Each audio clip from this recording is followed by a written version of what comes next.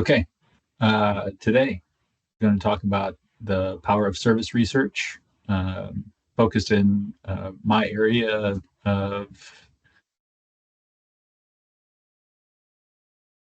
focus in reducing bias and in building better decision makers.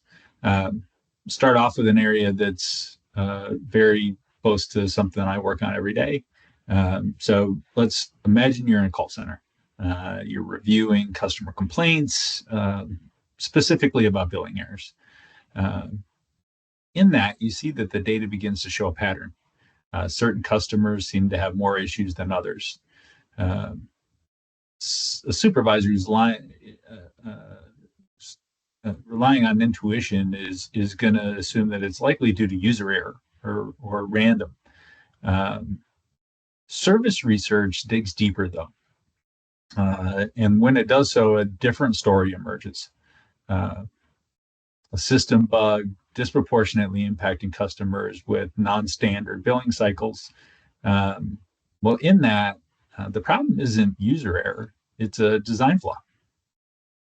It's a moment like this that highlight the danger of having a bias in decision making or those shortcuts that our brains just love, those heuristics that help us make quick judgments.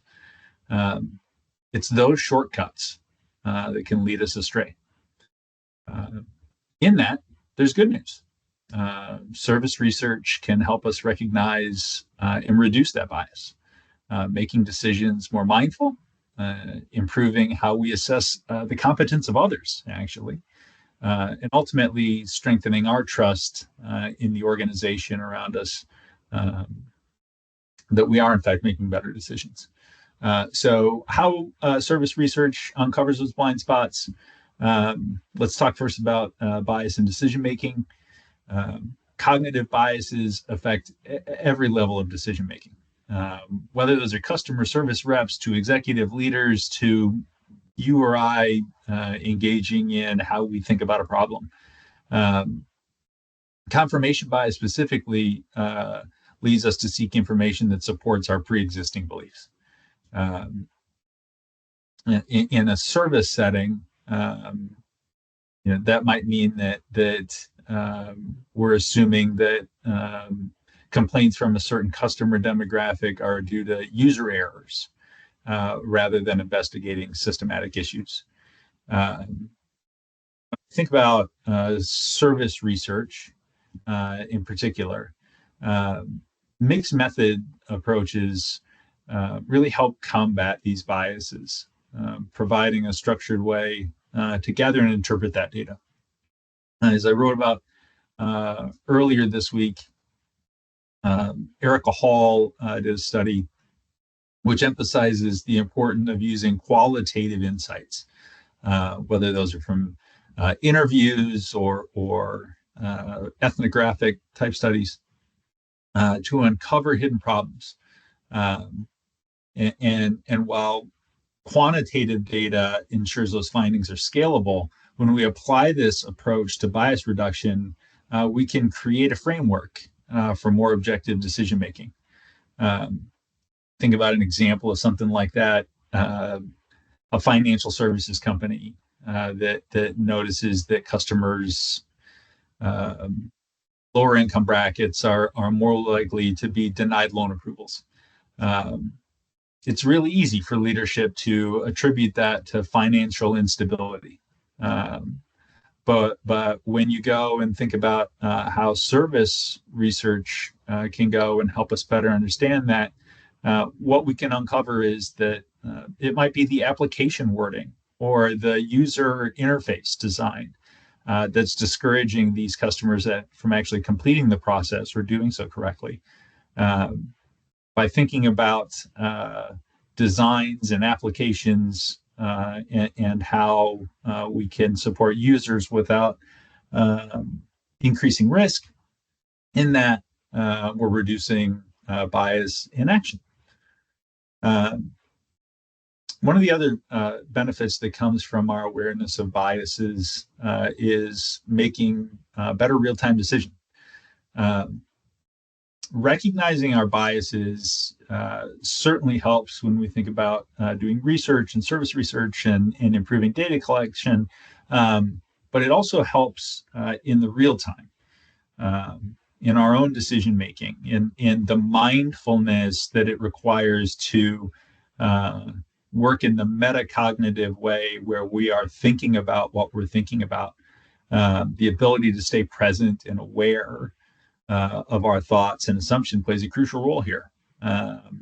Daniel Kahneman, for those of you who have read Thinking Fast and Slow or any of his articles that are similar to this, talks about system one thinking, which is fast, reactive, intuitive, more emotional, right? Like it's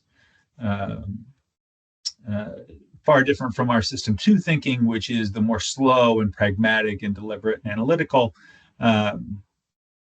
When we think about what we're looking for when performing this kind of research, what we're looking for is identifying interactions that are overly reliant on system one thinking, which is highly prone to bias. And we want to be introducing bias awareness nudges or training, and bringing forth those service research findings to help folks be more engaged at a system two level. In doing so, our minds are then more present in the decision making that we're undertaking. One of the other interesting benefits that I think comes of all of this and can often be overlooked, and I'm looking forward to spending more time on my research, is when we are more mindful about how we are thinking, when we are more aware of our own biases, when we think about how other people are thinking,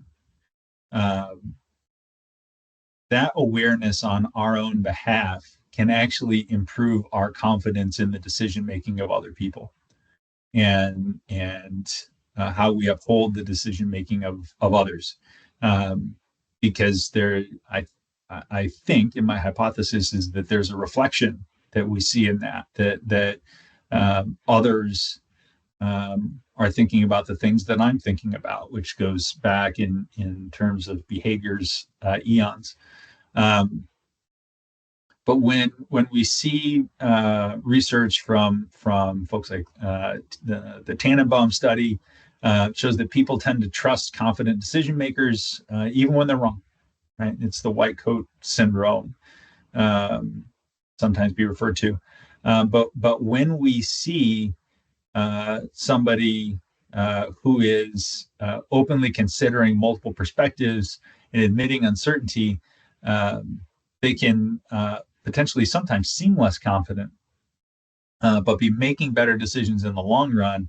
And the nudge that we're talking about here, which service research can help correct, is by bringing us more objective data into this to back up the fact that recognizing uncertainty and being more pragmatic, being more open to recognizing our own biases can actually improve decision making, help folks be more confident in being transparent, and build trust in the decision making skills of others. When I think about a consulting firm that I have gone and looked at some of this in, while the research is informal, we're seeing confidence being significantly higher for folks who are increasing their mindfulness in decision making when they think about the decision making of others. Back to service research. So what does all this mean? Service research is not just about understanding, core needs. It's a tool for improving how we think, which really is directly aligned to my work, and allowing us to question, am I seeing the full picture? Am I thinking probabilistically? Am I recognizing the uncertainty that could exist? And can we embed those questions in our own decision-making culture? Um,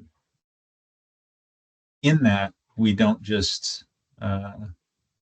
improve the type of research that we're doing or service research, um, but the results that we get of it as well, which I think creates a virtuous cycle, improving leadership and furthering the cause for better service research and researcher overall. Um, Talked about a few different key authors in this. I'll include those in my notes as part of our discussion. Anyway, thank you. That's it.